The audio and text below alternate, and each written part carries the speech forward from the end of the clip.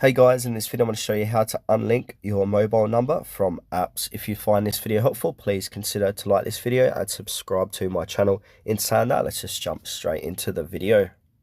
Alright, so what we need to do is access our Google account, so we can do this in a whole different range of ways to do this.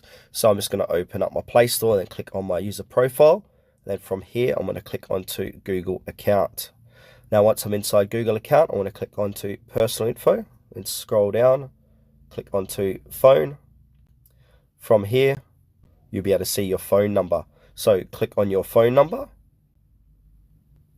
Then you've got an option to edit or delete. So if you want to change your phone number to something else and not have your phone number connected, you can change it. Or if you want to simply delete it, you can press the delete button. Then it'll say remove number.